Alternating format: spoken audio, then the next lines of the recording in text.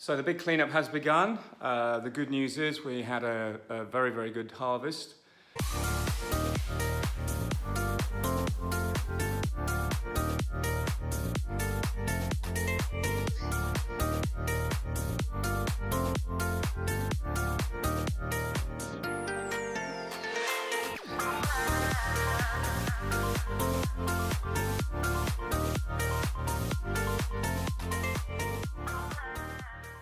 I'm absolutely thrilled to bits because it's the first year of finally getting my numbers up and the first year of overwintering a lot of colonies and the first year of we've had actually a really good harvest anyway.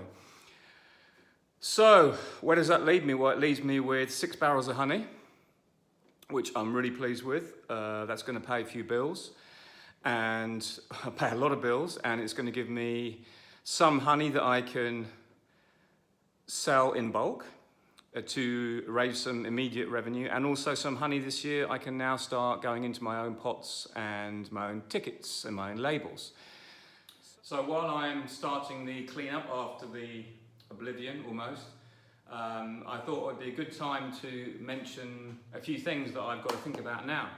So the reason why I'm doing these videos is all about me reflecting on what I've experienced and how I can move on and listen to other people's comments and hopefully get something out of what I've done. And first of all, I'm really thrilled that I managed to get a great harvest, because it's like, you know, when you put all your heart and soul into something and you finally get results. Well, this is what I've been working for the last probably 5-6 years now. The minute I said I wanted to become a professional beekeeper, that is what it's all about. At the end of the day, you've got to pay the bills. And at the end of the day, if the honey isn't in the barrel, you might as well forget it and go back to your other day job, because that's the reality of beekeeping. But the other reality is the work I've just done in the last 9 days is unbelievable. I'm trying to manage the honey harvest, trying to stop crystallization in my colonies, which is virtually impossible, and trying to keep a family together, which is also pretty difficult as well. But fortunately, my kids are a bit older now, they're into their late teens, so I can actually leave them for a while, turn up, throw a bit of food around the corner, chuck a bit of meat through the door, and they're all right for a few hours. But basically, when you're in the honey harvest in the spring, you make that decision, you start to pull honey. Now we have lost, I've lost probably another barrel of honey, that's probably another 300 kilos of honey because of crystallization. But at the end of the day, I've still got 6. Now why did I lose that 1 barrel of honey? Well, it's not exactly 1 barrel, we estimate it's about a barrel. Because we had typical spring weather. It went cold last week. It was very, very cold when we were starting to harvest, but we had no choice because we had swarming. And when you lose a few colonies in each apiary through swarming, they swarm because they're so strong, and usually because they filled the colony with food, and you haven't got time to intervene because you're so busy running around adding supers and so busy running around thinking when you're going to harvest. So finally, when you do get to pull the honey, you realise that the colony is swarmed and it's cold. And what happens? The colony's got no bees in, and all the bees retract to the brood nest that are left, and the top is freezing cold, and therefore your honey crystallises more quickly. As soon as you lift off the top of a colony, you know straight away it's swarmed because there's no bees up there. And this is a problem you have to deal with. You have to just get on, you just make that decision, and you pull your honey all at the same time. And I'm lucky I've had help with my colleague Christian this year. We went out with a loader. I was the harvesting myself at the start, and then he came in and joined me.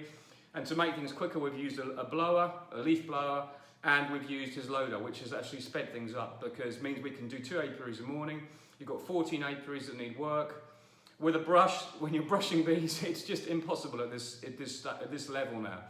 You really need to use a blower all the time, and you've got to have all your colonies in lines. So you use the roof of the colony next door to put the super on, you blow the bees back in. You'll see what I've been doing, where we've got ramps in front of each hive so that the nurse bees that do get blown off, or the young bees that can't fly and find their way home, that get blown off of the honeycomb, then are blown straight in front of the hive they came from, and then they just walk back up the ramp. The issue is you can't really do that when it's raining because you lose too many bees and it's too cold. Fortunately, the weather went good the last 2 days of our harvest, and it made a massive difference.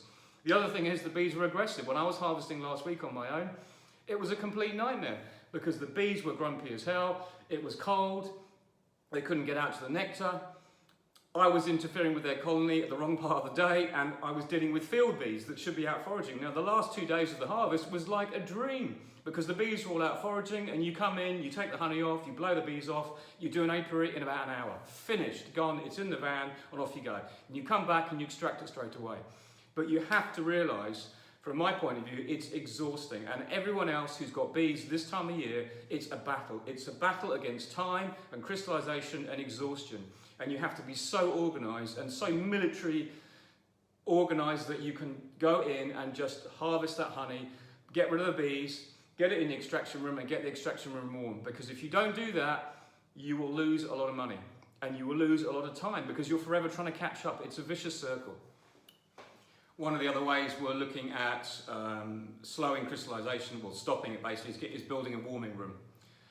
Which we will do, or I will do long term, and we can then bring the honey in at our leisure, put it in to the warming room, leave it for about 5 to 6 days at about 36 degrees, 41 degrees, and that will decrystallise all the honey.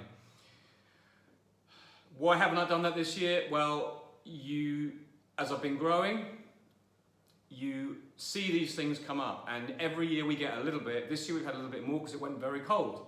So what can you do? We've had a bumper crop for what we normally get. Normally, this time last year I had 2.5 barrels. This year I've got 6. So that gives you some idea. It's a really, really good year for us here. And next year I may have even more. It depends on the season.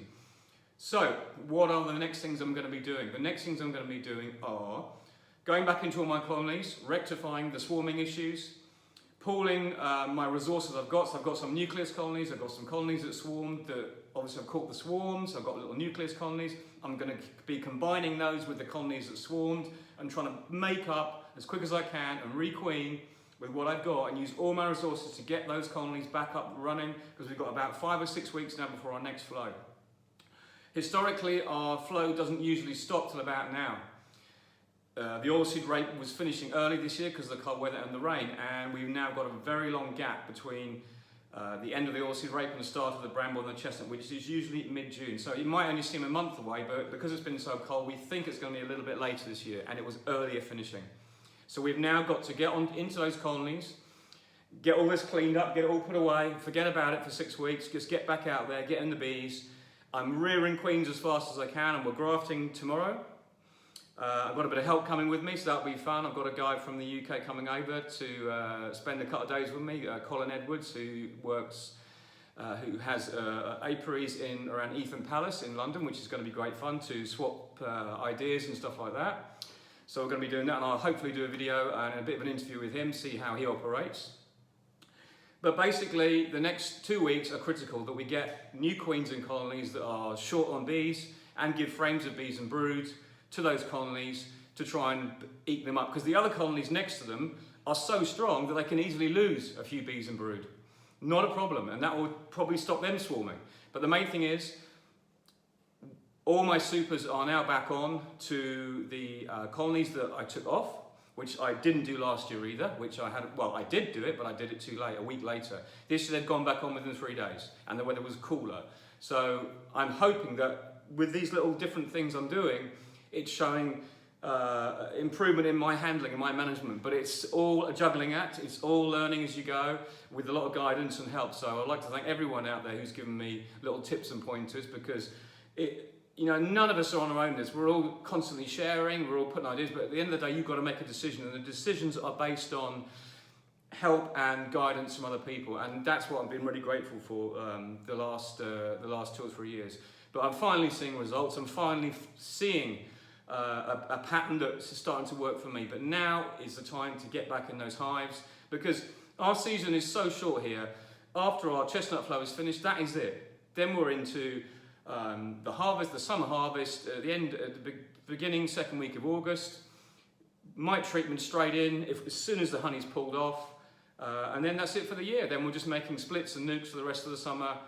And then that's it for the year. Then we're into autumn feeding. It is such a short season. That's why you have to work so hard this time of the year and just knock out all that work. Because if you do it and your prep's there, you can do well, you can profit, but you've got to be organised, So anyway, that's all for now. I'm going to be finished cleaning up here, and then the rest of the week we're out in the apiaries, we're queen rearing, we're going through, checking colonies that are swarmed, making good what we can, and just trying to sort out what we can. We don't generally have much swarming in the summer months, which is brilliant. So after this, it's actually a lot less stressful, but once you've got the colonies back up straight. So bye for now, and see you again soon.